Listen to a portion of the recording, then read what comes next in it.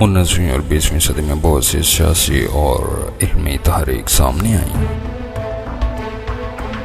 انگلستان جو اس وقت کا علمی مرکز تھا، اس کی لبرل تحریک نے قریباً تمام دنیا، خاص کر اپنی نوآبادیاتی اشرافیہ کو متاثر کیا۔ برٹش انڈیا بھی ان خیالات سے بہت متاثر ہوا، بالخصوص جو لوگ مغربی سے تعلیم حاصل کر کے وطن واپس آنا شروع ہوئے۔ انڈین نیشنل کانگریس لبرل تصورات سے جنم لینے والے سیاسی شعور کا مظہر تھی۔ ایک ریٹائرڈ برطانوی افسر A.O. ہیوم نے دسمبر 1885 میں اس کی بنیاد رکھی۔ اس کی قوی وضع، لبرل تصورات اور ہندوستان کے لیے کام کرنے کے عزم کی وجہ سے مختلف گروہوں کے قریباً تمام ممتاز قائدین اس میں شامل ہوئے۔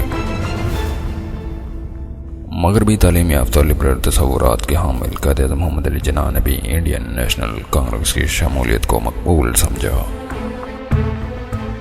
قائد اعظم انڈین نیشنل کانگریس کے متدبین اور بدر الدین طیب جی، دادا بھائی ناروجی، سرفروش شاہ مہتا اور گوپال کرشنا کے کھلے بہت قریب تھے۔ یہ ان قائدین کا اثر تھا کہ قائد اعظم 1906 میں انڈین نیشنل کانگریس کے کلکتہ میں ہونے والے اجلاس میں شرکت کے لیے گئے، جس سے ان کا انڈین نیشنل کانگریس کے ساتھ 14 سال تعلق شروع ہوا۔ ہندی مسلمانوں کو انڈین نیشنل کانگریس پر کچھ تحفظات سے، چنانچہ اس میں سے بہت کچھ اس میں شامل ہوئے۔ تقسیم بنگال 1905-1911 پر انڈین نیشنل کانگریس کے سخت موضوع اور مختلف مخالف رویہ نے اسے انڈین نیشنل کانگریس کی بجائے ایک ہندو پارٹی کے طور پر پیش کیا۔ مسلم اشرافیہ اپنے ہندوستانی سیاست کے مستقبل کے حوالے سے کافی زیادہ الجھاؤ کا شکار تھے۔ دسمبر 1906 میں ڈھاکہ کے مقام پر ایک مشاورتی اجلاس میں مسلمانوں کے مفادات کی خدمت پسند انجام دینے کے لیے اپنے سیاسی پلیٹ فارم آل انڈیا مسلم لیگ کی بنیاد رکھی۔ قائد اعظم مسلم لیگ کے قیام کے فوراً بعد ہی اس میں شامل نہ ہوئے۔ قائد اعظم انڈین نیشنل کانگریس کو ایک بڑی پارٹی کے طور پر لیتے تھے، جس پر برٹش انڈیا کی تمام جماعتوں کی نمائندگی تھی، لیکن جلد ہی انہیں احساس ہوا کہ مسلمانوں کے لیے نہ صرف انڈین نیشنل کانگریس بلکہ مسلم لیگ کے پلیٹ فارم سے لڑنا بھی بہت مشکل تھا۔ اس لیے انہوں نے 1913 میں مسلم لیگ بھی باقاعدہ شمولیت اختیار کی۔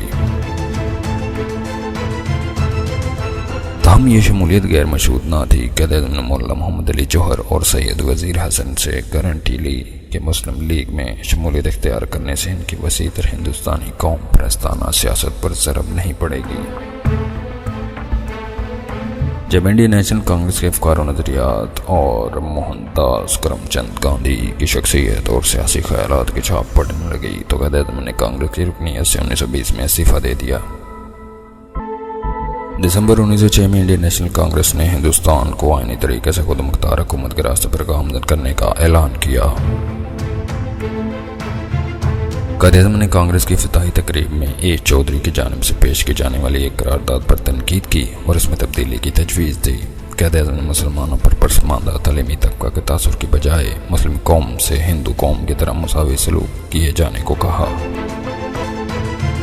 چونکہ قائد اعظم اپنے آپ کو ہندوستانی قومی سیاست میں متعارف کروانا چاہتے تھے، اس لیے انہوں نے ہندوستانیوں کے فلاح کے لیے تمام تر اقدامات کی حمایت کی۔ گاندھی ایک ہندوستانی وکیل تھے جو جنوبی افریقہ میں رہنے والے ہندوستانی کی فلاح کے لیے کام کرتے تھے۔ چنانچہ جب 1909 میں Quaid Azam Imperial legislative council کے رکن منتخب ہوئے تو انہوں نے اپنی پہلی تقریر میں گاندھی کی جنوبی افریقہ میں سرگرمی کی حمایت کی۔ ایک ہندوستانی قوم پرست کے طور پر قائد اعظم نے مسلمانوں کے لیے علیحدہ رائے دہی کے مطالبے کو مسرد کیا، حتیٰ کہ انہوں نے بلدیاتی اداروں کے انتخابات میں بھی ایسا کرنے کی مخالفت کی۔ انہوں نے قدیم کانگریسی رہنماؤں کی ایک بڑی تعداد کی خواہشات کو مد نظر رکھتے ہوئے اٹھایا۔ انڈین نیشنل کانگریس کے اجلاسوں میں قائد اعظم کو جلد ہی اہم حیثیت حاصل ہو گئی۔ 1913 میں پارٹی کی جانب سے ایک سیاسی مشن لے کر برطانیہ گئے۔ جب قائد اعظم اکتوبر 1913 میں مسلم لیگ میں شامل ہوئے تو ان کا خیال تھا کہ وہ اپنی دوہری رکنیت کی بنا پر ہندو مسلم اتحاد کے لیے زیادہ مؤثر طریقے سے کام کر سکتے ہیں۔ ان کو یقین تھا کہ وہ مسلمانوں کے لیے کانگریس میں رہ کر مسلم لیگ سے زیادہ کام کر سکتے ہیں۔ مسلم لیگ اپنے سیاسی لاہ عمل میں تبدیلی مارچ 1913 کی وجہ سے کانگریس کے مقاصد سے زیادہ قریب ہو گئے۔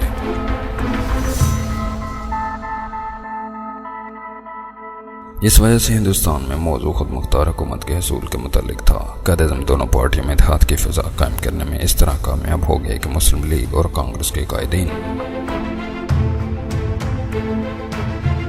1915 سے 1921 تک سالانہ اجلاسوں میں ایک ہی وقت اور ایک ہی جگہ پر اکٹھے ہوتے۔ اگرچہ قائد-اعظم 1916 میں طے پانے والے معاہدے لکھنؤ میں مسلمانوں کے لیے جداگانہ انتخابات کے مطالبے پر ڈٹ گئے تھے اور اس کے خلاف بھی تھے، تاہم ان کو کانگریس کی قیادت کی جانب سے تسلیم کرنے پر راغب کیا گیا۔ اس معاہدے سے خود مختار حکومت کا متفقہ مطالبہ بھی سامنے آیا۔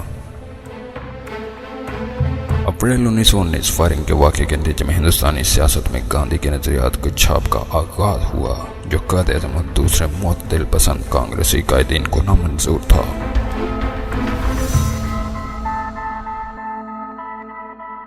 ناگپور 1920 کے خصوصی اجلاس کے موقع پر کانگریس نے ایک نیا طریقہ اختیار کیا، جس سے غیر نئے طریقے اختیار کرنے کا جواز ملا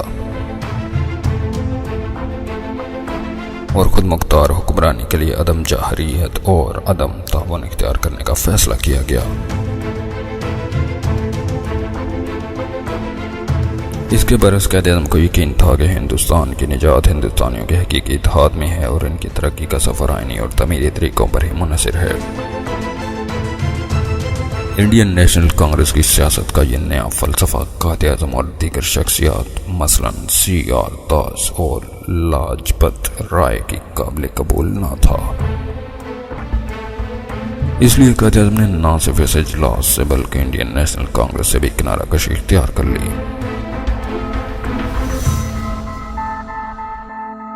در حقیقت قائد-اعظم نے محسوس کیا کہ گاندھی ہندوستان کو نامعلوم مقام کی جانب دھکیل رہے ہیں، جہاں ہر ایک شے تباہی کی طرف جائے گی۔ انہوں نے محسوس کیا کہ گاندھی کی تقلید انڈین نیشنل کانگریس کے لیے خودکشی ہے۔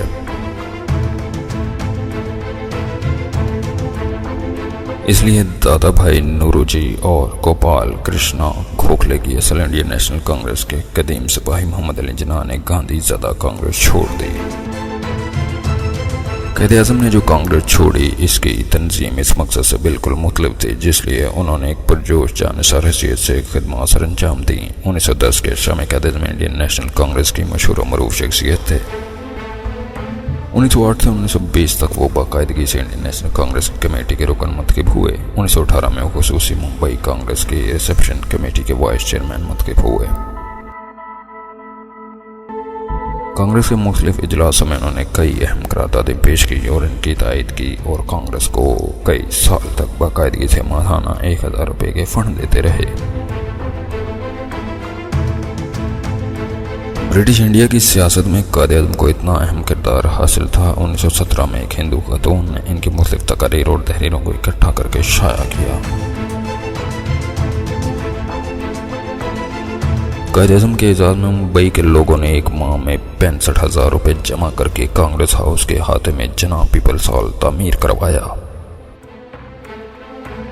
قائد-اعظم کے نزدیک گاندھی وہ واحد شخص ہے جو کانگریس کو ہندو مت کی تجدید کے اعلی کار میں بدلنے کا ذمہ دار ہے، اس لیے ایسی کانگریس قائد-اعظم کے لیے قابل قبول نہ تھی۔ 1929 کی نہرو رپورٹ کے بعد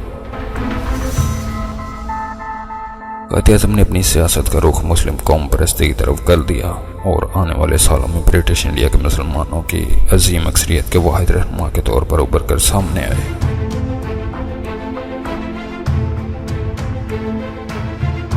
اور اپنی سیاسی بصیرت اور مسلمانوں کی حمایت اور جد و جہد سے اگست 1947 میں پاکستان کا قیام ممکن بنا دیا۔